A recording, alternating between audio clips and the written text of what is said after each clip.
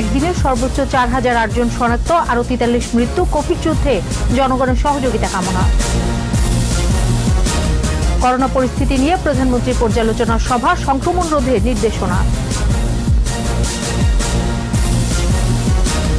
সীমানা নির্ধারণ না হয় এখনো কার্যকর হয়নি, এলাকা ভিত্তিক লকডাউন, সিদ্ধান্ত হবে উচ্চ পর্যায়ের বৈঠকে। গণস্বাস্থ্যের কিট কার্যকরী নয় বলছে বিএসএমএমইউ, বিলম্বিত পর্যায়ে অ্যান্টিবডিও পার্থক্য করতে পারে না। করোনার স্থায়িত্বের উপর নির্ভর অর্থনীতি পুনরুদ্ধার বলছে আমেরিকান চেম্বার, সংকট স্থায়ী হবে না পরিকল্পনা মন্ত্রী।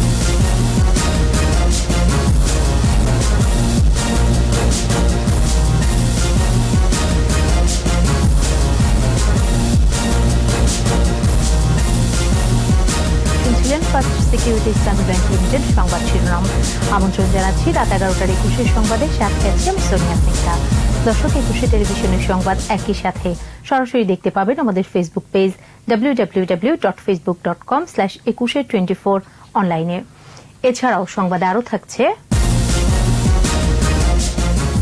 করোনায় পর্যটক নেই গাজীপুরের বঙ্গবন্ধু সাফারি পার্কে, প্রকৃতিতে ফিরছে সজীবতা।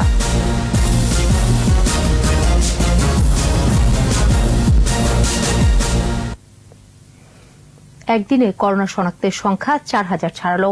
সর্বোচ্চ শনাক্তের দিনে মারা গেছে ৪৩ জন। দেশে এ পর্যন্ত শনাক্ত রোগীর সংখ্যা ৯৮,৪৮৯ জন, আর মৃত্যু হয়েছে ১,৩০৫ জনের। স্বাস্থ্য অধিদপ্তরের নিয়মিত বুলেটিনে জানানো হয় একদিনে সুস্থ হয়েছেন ১,৯২৫ জন। আরও জানাচ্ছেন আকবর হোসেন সুমন। দিনে দিনে ছড়িয়ে পড়ছে সংক্রমণ, বাড়ছে রোগী, বাড়ছে মৃত্যু। একদিনে ৫৯টি পরীক্ষাগারে ১৮,৯২২টি নমুনা সংগ্রহ করে পরীক্ষা করা হয় ১৭,৫২৭টি। এতে কোভিড পজিটিভ রয়েছেন ৪,০০৮ জন। এখন পর্যন্ত শনাক্তের সংখ্যা ৯৮,৪৮৯ জন। নিয়মিত স্বাস্থ্য বুলেটিনে জানানো হয় শনাক্তের হার ২২.৮৭%। একদিনে ৪৩ জনের মৃত্যু হয়েছে। সবচেয়ে বেশি মৃত্যু ঢাকা বিভাগে ২১ জন। গত ২৪ ঘন্টা যা পরীক্ষা হয়েছে ১৭,৫২৭টির মধ্যে শনাক্ত হয়েছেন ৪,০০৮ জন। এ পর্যন্ত শনাক্ত ৯৮,৪৮৯ জন। গত ২৪ ঘন্টায় মৃত্যুবরণ করেছেন ৪৩ জন। এ পর্যন্ত ১,৩০৫ জন এবং শনাক্ত বিবেচনায় মৃত্যুর হার ১.৩৩%। করোনা যুদ্ধে সামনের সারির পেশাজীবীদের প্রতি কৃতজ্ঞতা জানানো হয় সংবাদ সম্মেলন থেকে।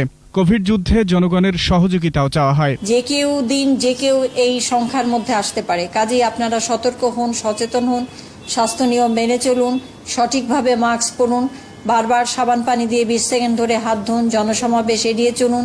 সংক্রমণের এ পর্যায়ে সচেতন হওয়ার পাশাপাশি সবাইকে সতর্ক থাকার অনুরোধ জানানো হয় বুলেটিন থেকে। মানুষ অনেক বেশি আক্রান্ত হচ্ছে, মানুষ মৃত্যুবরণ করছে। আকবর হোসেন সুমন, ২১ টেলিভিশন, ঢাকা। চিকিৎসা সামগ্রী সংগ্রহ, পরিকল্পনা এবং আগামী দিনে কোভিড-১৯ মোকাবেলায় প্রয়োজনীয় নির্দেশনা দিয়েছে প্রধানমন্ত্রী শেখ হাসিনা। গণভবনে করোনা পরিস্থিতি নিয়ে সংশ্লিষ্টদের সাথে সভায় সংক্রমণ রোধে নেওয়া বিভিন্ন উদ্যোগ পর্যালোচনা করা হয়। যথাযথ পদক্ষেপ নিতে সংশ্লিষ্টদের তাগিদ দেন শেখ হাসিনা। এ সময় মন্ত্রিপরিষদ সচিব খন্দকার আনোয়ারুল ইসলাম, প্রধানমন্ত্রীর মুখ্য সচিব ড আহমেদ কায়কাউস, প্রধানমন্ত্রী কার্যালয়ের সচিব তোফাজ্জল হোসেন মিয়া, প্রধানমন্ত্রীর ব্যক্তিগত চিকিৎসক প্রফেসর ডাক্তার এবিএম আবদুল্লাহ, স্বাস্থ্য অধিদপ্তরের মহাপরিচালক প্রফেসর ডাক্তার আবুল কালাম আজাদ এবং কেন্দ্রীয় ঔষধাগারের পরিচালক আবু হেনা মোর্শেদ-জামান উপস্থিত ছিলেন।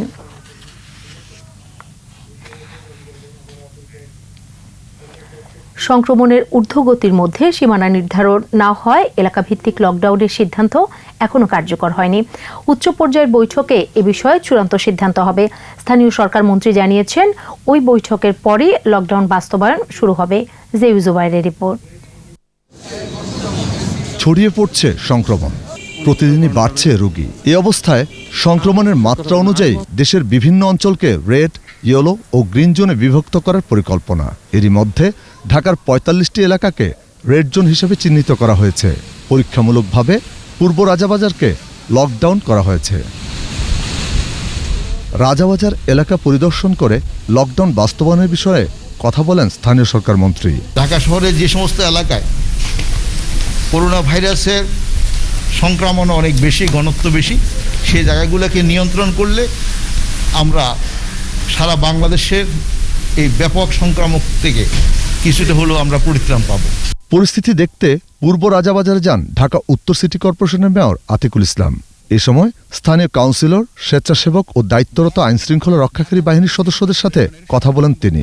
ঘুরে দেখেন এলাকা, বলেন সব রেড জোনে লকডাউন বাস্তবায়নে রাজাবাজারের অভিজ্ঞতা কাজে লাগানো হবে। কনফাইন্ড ওয়েতে যতটুকু সম্ভব যেখানে উৎপত্তি সেখানেই আঘাত আনতে, সেখানেই আমরা চাই যে আমরা লকডাউন করে দেওয়ার জন্য। এদিকে সংক্রমণ রোধে এলাকাভিত্তিক রেড জোনে লকডাউন জরুরি বলে মন্তব্য করেছেন তথ্যমন্ত্রী। যাতে বিভ্রান্তি তৈরি না হয় এবং যাতে সংক্রমণ বৃদ্ধি না পায়, একই সাথে মানুষের জীবিকাও চলে, সেইভাবে সিদ্ধান্তটি গ্রহণ করতে হবে।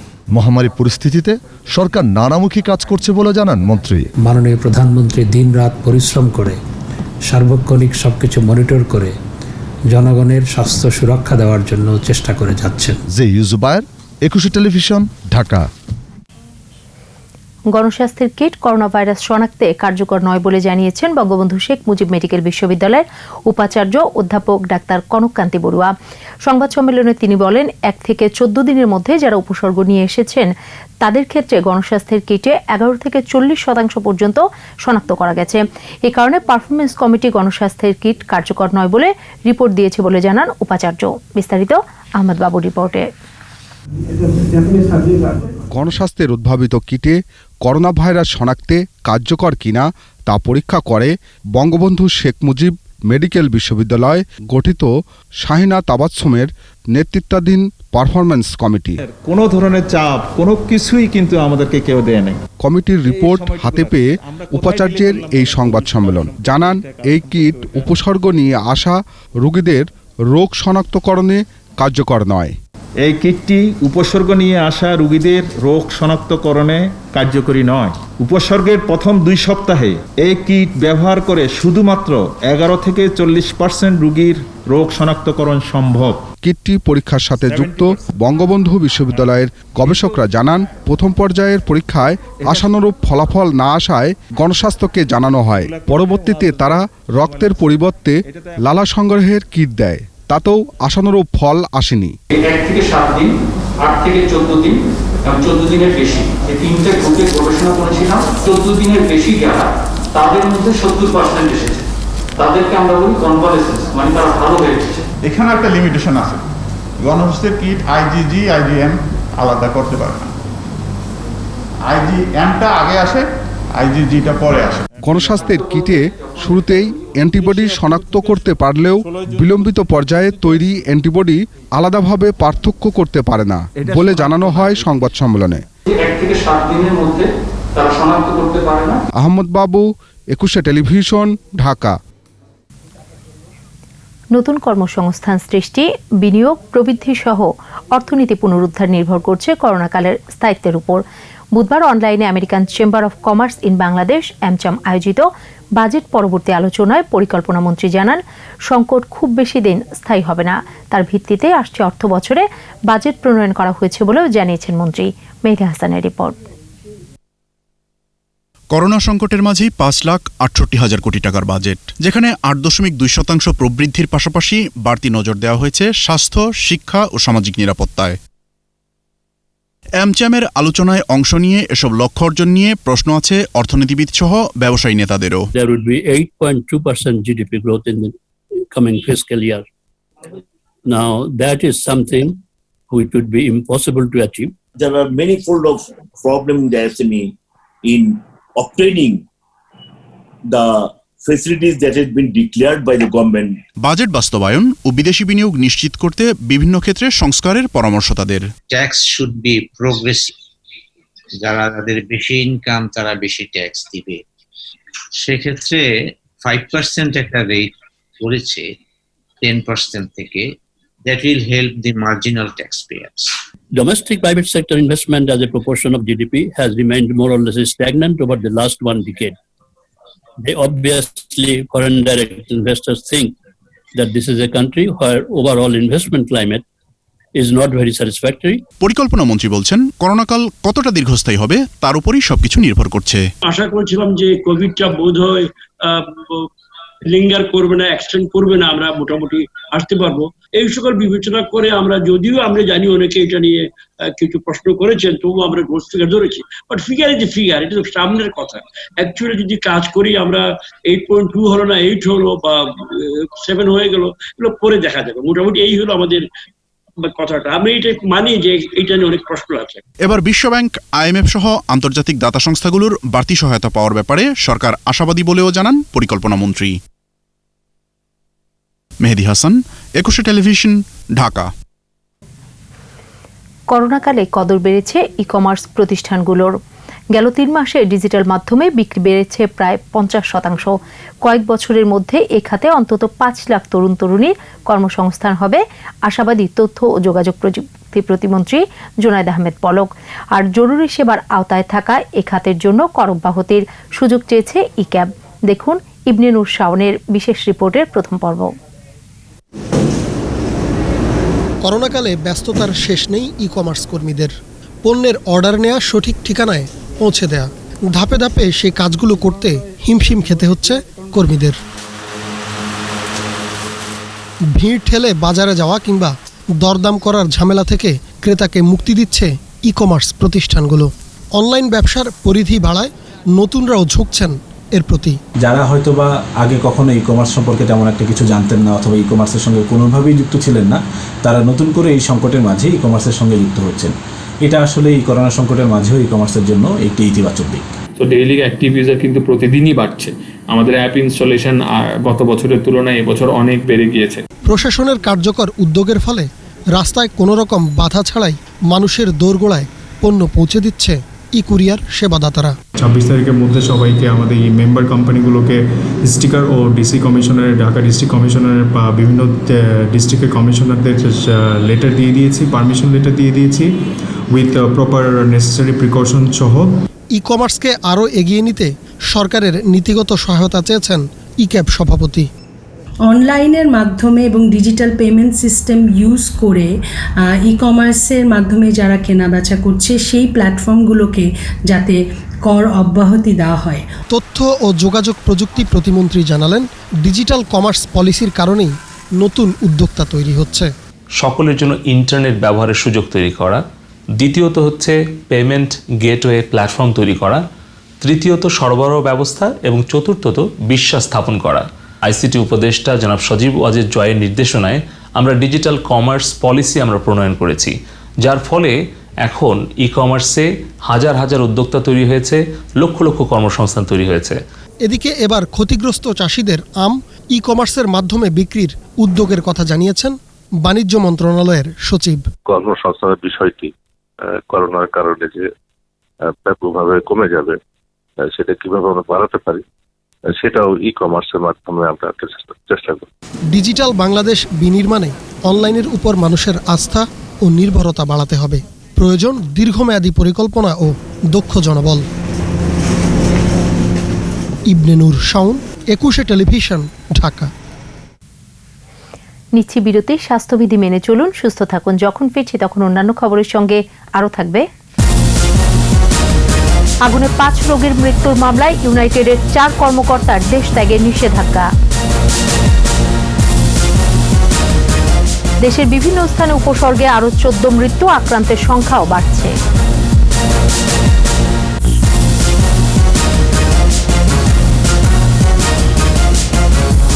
আবারও আমন্ত্রণ রাত 11টার 21 সংবাদে। কর্তব্যের শৈথিল্য, অবহেলা, সর্বগ্রাসী করোনার কাছে আশপাশের সবাইকে নিয়ে আত্মসমর্পণে সামিল বলেছেন সড়ক পরিবহন ও সেতুমন্ত্রী ওবায়দুল কাদের। সরকারি বাসভবনে নিয়মিত ব্রিফিংয়ে তিনি বলেন, এখনও ভিড়ে জটলায় বাজারে কর্মস্থলে অনেকে মাস্ক ব্যবহার করে না, সংক্রমণ গোপন করছে। নমুনা পরীক্ষা নিয়ে একটি অসাধু চক্র সক্রিয় হয়েছে। আমি আইন শৃঙ্খলা রক্ষাকারী বাহিনীকে শুরুতেই এ সকল অপপ্রয়াস কঠোর হাতে নিয়ন্ত্রণের আহ্বান জানাচ্ছি, কারণ এ ধরনের অশুভ অসাধু চক্র এরা আজকে দেশে জনগণের মাঝে এবং করোনা সংক্রমিত মানুষের মাঝে বিভ্রান্তি সৃষ্টির অপপ্রয়াস চালাচ্ছে।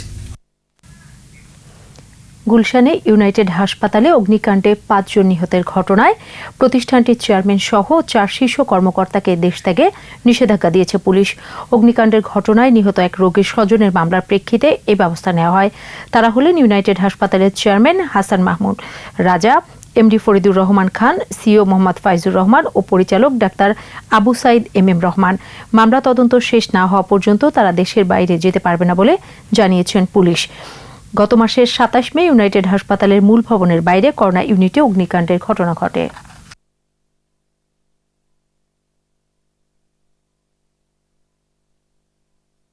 এই অগ্নিকাণ্ডের শিকার হয়ে সেখানে চিকিৎসাধীন 5 জন রোগী মৃত্যুবরণ করেন। এই অগ্নিকাণ্ডের মর্মান্তিক শিকার ভার্নন অ্যান্থনি পল, যিনি একজন মুক্তিযোদ্ধা ছিলেন, তার মেয়ের জামাই মিকি গোমেজ, তিনি গুলশান থানায় অবহেলাজনিত মৃত্যুর হিসেবে একটি মামলা দায়ের করেন পেনাল কোড 304 ক এবং 100 ধারা অনুযায়ী, এবং এই রুজুকৃত মামলার প্রেক্ষিতে তদন্ত কার্যক্রম চলমান।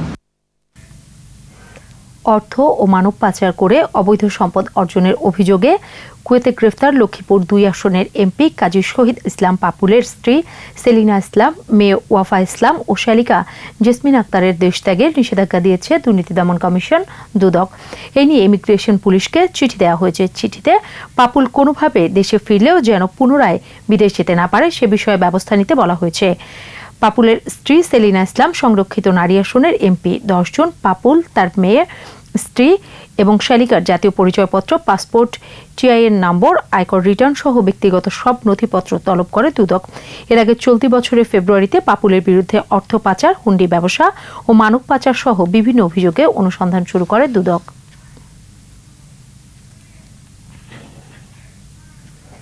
প্রতিদিনই দেশে বাড়ছে করোনা উপসর্গ নিয়ে মৃত্যুর সংখ্যা। আজও দেশের বিভিন্ন স্থানে 14 জনের মৃত্যু হয়েছে। আক্রান্তের সংখ্যাও প্রতিদিনই বাড়ছে। প্রতিনিধিদের সহায়তায় মাসুম আলিসার রিপোর্ট। ভোলার চরফ্যাশনে একদিনের ব্যবধানে করোনা উপসর্গ নিয়ে 2 ভাইয়ের মৃত্যু হয়েছে। এদিকে 250 শয্যা ভোলা জেনারেল হাসপাতালে পিসিআর মেশিন স্থাপন সম্পন্ন করা হয়েছে। মেহেরপুর জেনারেল হাসপাতালে করোনা উপসর্গ নিয়ে এক নারীর মৃত্যু হয়েছে। নমুনা সংগ্রহ করেছে স্বাস্থ্য বিভাগ। মুজিবনগরে করোনা উপসর্গ নিয়ে 9ম শ্রেণীর এক ছাত্রীর মৃত্যু হয়েছে। বগুড়ায় গত 24 ঘন্টায় উপসর্গ নিয়ে মারা গেছে 2 জন। ফেনীতে করোনা উপসর্গে 3 জনের মৃত্যু হয়েছে। চট্টগ্রামে মারা গেছে এক ডাক্তার। গোপালগঞ্জে করোনা উপসর্গ নিয়ে এক ব্যবসায়ীর মৃত্যু হয়েছে। ফরিদপুরে গেল 24 ঘন্টায় 4 জনের মৃত্যু হয়েছে। মোট মৃতের সংখ্যা 17 জন। নিহতদের স্বাস্থ্যবিধি মেনে দাফন কাজ সম্পন্ন হয়েছে। Masuma Lisa, 21 television. সাংস্কৃতিক অঙ্গনেও করোনা মেঘের ছায়া। থমকে গেছে সাংস্কৃতিক কর্মীদের জীবন জীবিকা। আয়োজন করা যাচ্ছে না কোনো অনুষ্ঠানও। সাংস্কৃতিক ব্যক্তিত্বরা বলছেন, শিল্পকর্মে যাদের জীবন চলত আজ তারা বড় বিপন্ন। দাঁড়াতে হবে তাদের পাশে। আদিত্য মামুনের 2 পর্বের ধারাবাহিকের প্রথম পর্ব আজ। এইসব স্থানেই বসত গানের আড্ডা, মুখর থাকত গানের পালা। আজ ভিন্ন দৃশ্যপট, শুনশান নীরবতা সবখানে। গান নেই, প্রাণ নেই। যারা মঞ্চে গান গাইতেন কিংবা বাড়ি বাড়ি গিয়ে গান শেখাতেন, করোনার প্রভাবে তারাও আজ বেকার। বেকার হয়ে পড়েছেন শর্ট ফিল্ম নির্মাতা আর টেলিছবির নির্মাতারাও। নাটক না হওয়া মানে শুধুমাত্র অভিনেতারা সংকটে পড়ে, আমরা সংকটে পড়ি এমন নয়, পুরো সোসাইটিটাই একটা সংকটে পড়ে যায়। লাস্টে 3 মাস কোনো রকম কাজ নেই, জাস্ট একদম ঘরে বসা। তো এটা অবশ্যই আমাদের পেশাগত জায়গায় একটা বিরূপ প্রভাব ফেলছে। সংস্কৃতি মন্ত্রণালয়ের অধীনে জাতীয় শিল্পকলা একাডেমির আদলে সারা দেশে 63টি একাডেমি নিরবচ্ছিন্নভাবে সংস্কৃতির চর্চা করে আসছিল। করোনার এই আপদে মন্ত্রণালয়ের সহায়তায় 5000 অসচ্ছল সাংস্কৃতিক কর্মীদের অর্থ সহায়তা দেয়া হলেও তা পর্যাপ্ত নয় বলে ভিন্ন উপায়ে তাদের আয়ের ব্যবস্থা করার তাগাদা দিয়েছেন বিশিষ্ট নাট্য ব্যক্তিত্ব মামুনুর রশিদ। গত 3 মাসের অধিক সময় ধরে সবাই বেকার। এবং আমরা সাধ্যমতো কিছু অর্থ সংস্থান করে আমরা কিছু টাকা দিতে পেরেছি, কিছু ত্রাণ সাহায্য দিতে পেরেছি, কিন্তু সেটাও 1 মাসও চলবে না। কিন্তু বাকি কতদিন এই অবস্থা চলতে হবে আমরা জানি না। সারা দেশের হাজার হাজার লোকসঙ্গীত শিল্পী সহ সংস্কৃতি কর্মীদের পাশে দাঁড়ানোর আহ্বান বাংলা একাডেমির মহাপরিচালক কবি হাবিবুল্লাহ সিরাজের। রাস্তায় কত গানের দল, বাউল, আমাদের অনেক প্রাণের মানুষ, বাঁশিওয়ালা থেকে অনেক গায়ক ঘোরাফেরা করে, আমাদের গান শোনায়। তাদের এখন খাওয়া বন্ধ, গান শোনানো বন্ধ মানে খাওয়া বন্ধ। তাদের খাওয়াতে হবে, সে দায়িত্ব নিতে হবে। তবে করোনায় সামাজিক দূরত্ব মেনে সঙ্গীত মঞ্চ ও টিভি নাটকের কাজ চালু করার কথা ভাবা যেতে পারে বলে জানালেন নাসিরুদ্দিন ইউসুফ বাচ্চু। আমাদের মিলনায়তন যেখানে 700 লোক আসন, সেখানে প্রয়োজনে আমরা 150 লোককে আসন দেব, 200 লোককে বসাবো, 6 ফিট দূরত্বে রাখবো। আমরা স্যানিটাইজার ব্যবহার করব দর্শকদের জন্য, আমরা মাস্ক ব্যবহার করব দর্শকদের জন্য। করোনায় আবারও স্বাভাবিক হবে জনজীবন, এমনই প্রত্যাশা সবার।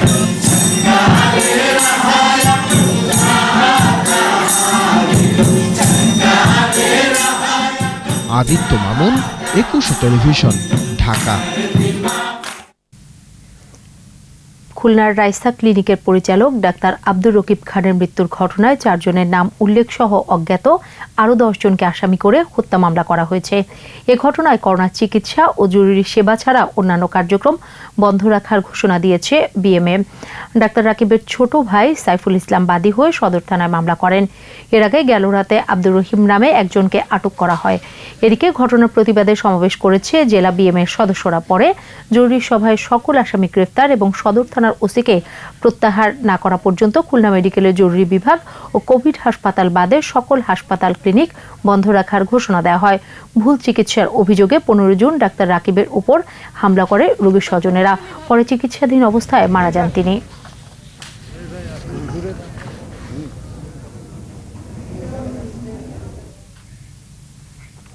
নিচ্ছি বিরতি। স্বাস্থ্যবিধি মেনে চলুন, সুস্থ থাকুন। যখন ফিরছি তখন অন্যান্য খবরের সঙ্গে আরও থাকবে। সিরাজগঞ্জে 2 ট্রাকের সংঘর্ষে 4 জন নিহত।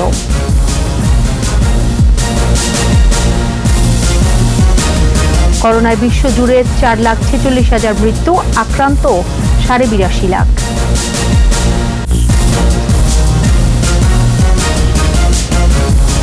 আবারও আমন্ত্রণ রাত 11টার 21 সংবাদে।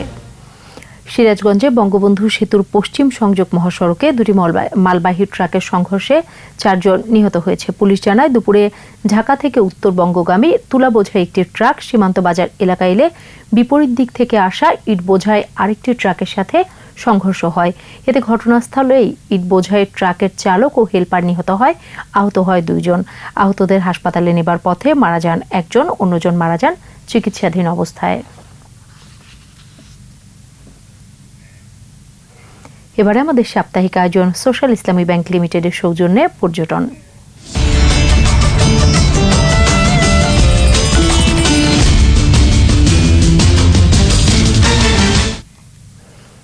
করোনার কারণে গাজীপুরে বঙ্গবন্ধু শেখ মুজিব সাফারি পার্ক বন্ধ থাকায় প্রকৃতিতে ফিরছে সজীবতা। পর্যটন ও দর্শনার্থীদের কোলাহল না থাকায় পশু পাখিরা অবাধে বিচরণ করছে, বেড়েছে বংশবিস্তার। গাজীপুর প্রতিনিধি অপূর্ব রায়ের রিপোর্ট, জানাচ্ছেন মাসুমা লিসা। গাজীপুরের Bangabandhu Sheikh Mujib safari park 20 March থেকে করোনা ভাইরাসের কারণে বন্ধ। এই অবস্থায় বন্যপ্রাণীদের বংশবৃদ্ধি বেড়েছে। পার্কটিতে আরও সজীব হয়ে উঠেছে প্রাকৃতিক সৌন্দর্য। সাফারি পার্কে সব মিলিয়ে 5,000 পশু পাখি রয়েছে। বন্য পশু ও পাখিগুলো সুস্থ ও সবল রাখতে নেওয়া হয়েছে সব ধরনের ব্যবস্থা। লকডাউন পরিস্থিতিতে আমরা বন্যপ্রাণীর হাইজিনকে ঠিক রাখার জন্য আমরা নিয়মিত স্প্রে হাইজিনিক যে ব্যবস্থাগুলো আছে শেড পরিষ্কার থেকে শুরু করে বিভিন্ন জীবাণুনাশক আমরা স্প্রে করতেছি প্রত্যেকটা শেডের মধ্যে।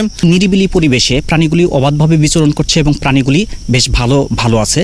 কর্তৃপক্ষ জানান নিয়মিত যত্ন ও পরিচর্যায় পশু পাখিগুলো বংশবিস্তার করছে নিয়মিত। বনদের ভেতরেই আসলে প্রত্যেকটা প্রাণী খুব স্বাভাবিকভাবেই কিন্তু বাচ্চা দিচ্ছে। আপনারা হয়তো জানেন ইতিমধ্যে আমাদের 2টা জেব্রার বাচ্চা হয়েছে, একটা কমনদিনের বাচ্চা হলো, গত পরশুদিন একটা ওয়াইল্ড বিস্টের বাচ্চা হয়েছে এবং আমরা আশা করছি এ মাসের ভেতরে আরও 4 থেকে 5টা প্রাণীর বাচ্চা আমরা পাবো। 2013 সালে 3690 একর জমিতে দক্ষিণ এশীয় মডেল থাইল্যান্ডের সাফারি ওয়ার্ল্ডের সাথে মিল রেখে এই পার্কটি গড়ে তোলা হয়। Masuma Lisa, 21 television. এবারে সোশ্যাল ইসলামী ব্যাংক লিমিটেড বাণিজ্য সংবাদ।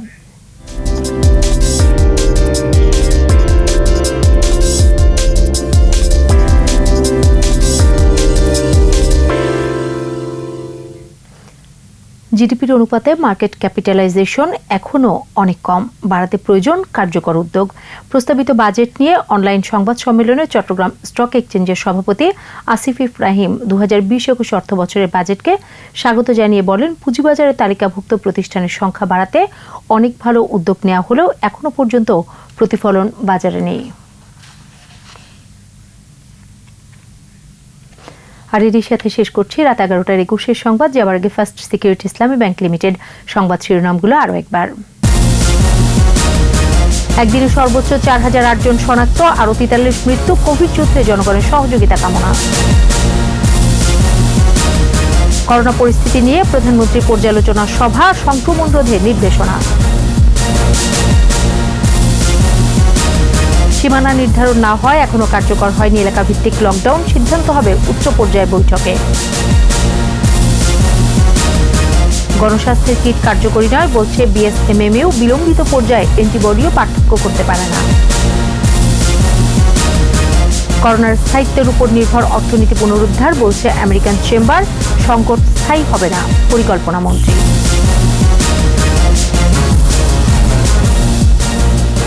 সর্বশেষ খবর জানতে ডায়াল করুন 2021 নম্বরে, আর ভিজিট করুন 21.com ওয়েবসাইটে। এছাড়া ফেসবুকে লগ অন করতে পারেন facebook.com/2124 অনলাইনে। পরের সংবাদ রাত 1টায় দেখার আমন্ত্রণ রইল। স্বাস্থ্যবিধি মেনে চলুন, সুস্থ থাকুন, ঘরে থাকুন।